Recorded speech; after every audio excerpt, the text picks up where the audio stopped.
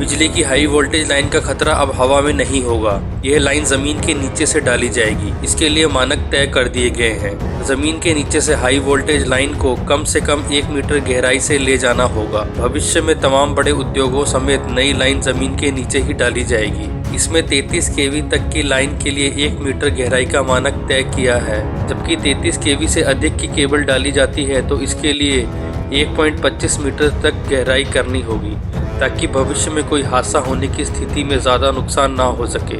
इसके साथ ही इन लाइनों को कवर किया जाएगा। इस बारे में बिजली बोर्ड अब आगामी तैयारियों में जुट गया है।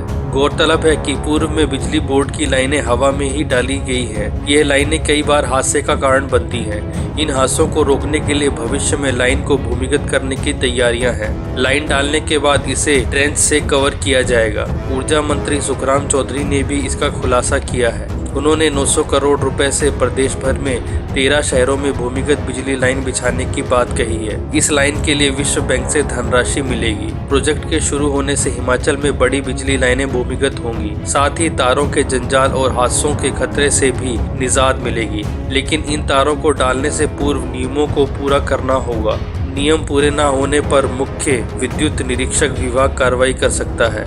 ऊर्जा मंत्री सुखराम चौधरी ने बताया कि प्रदेश के 11 शहरों में भूमिगत बिजली लाइनें बिछाने पर विचार किया जा रहा है। इसके लिए 900 करोड़ रुपए खर्च होंगे और विश्व बैंक की मदद से इस योजना को शुरू किया जाएगा। इससे खराब मौसम का बिजली लाइन पर असर नहीं पड़ेगा और हादसों में भी कमी आएगी। चलते हैं आज की दूसरी खबर की ओर। हिमाचल सरकार ने प्रदेश के सभी पब्लिक ट्रांसपोर्ट्स का पूरा टैक्स माफ कर दिया है। इस संबंध में परिवहन विभाग ने अधिसूचना जारी कर दी है। अधिसूचना के तहत सरकार ने ट्रांसपोर्ट्स की 1 अप्रैल 2020 से 30 नवंबर 2021 तक का special road tax, token tax और पैसेंजर टैक्स माफ कर दिया है। सरकार द्वारा 50% टैक्स पहले ही माफ कर दिया गया था, वहीं 50% अब माफ कर ऑपरेटर्स का पूरा टैक्स माफ किया है।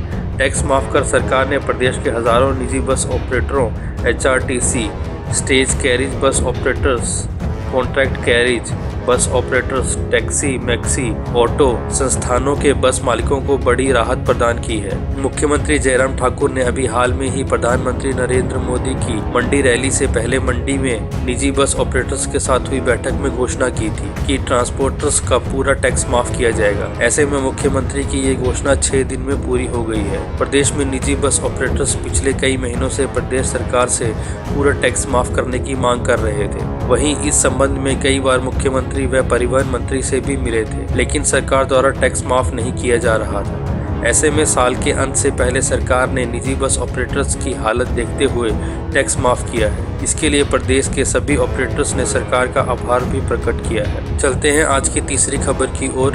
अंतिम सफर पर निकले राजा आदित्य देवचंद कटोच।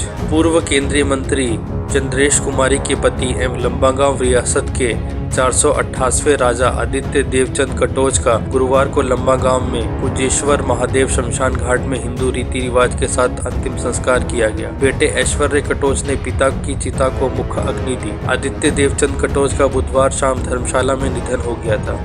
उनकी आयु 78 वर्ष थी। वह पिछले कुछ समय से अस्वस्थ चल रहे थे।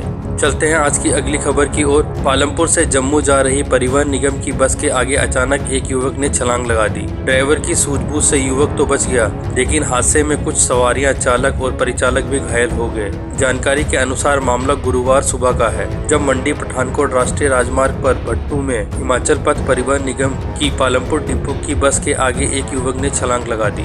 सुबह करीब 11 बजे पालमपुर डिपो की बस पालमपुर से जम्मू जा रही थी कि भट्टू के समीप एक युवक चलती बस के आगे कूद गया। चालक ने होशियारी दिखाते हुए बस को दूसरी तरफ मोड़ दिया, जिससे बस एक नाली में जा घुसी। छलांग लगाने वाले युवक ननाओं का बताया जा रहा है और मानसिक तौर पर कुछ परेशान है। बस में बैठी 3 महिला यात्रियों समेत चालक व परिचालक मामूली रूप से घायल हो गए। वहीं जम्मू के लिए पालमपुर डिपो की दूसरी बस भेजनी पड़ी। पालमपुर डिपो के RM उत्तम सिंह ने बताया कि हादसे में सभी यात्री सुरक्षित हैं। इसके साथ ही बस के आगे आए युवक को सुरक्षित बचा लिया गया है। घायलों का पालमपुर अस्पताल में इलाज करवाया जा रहा है।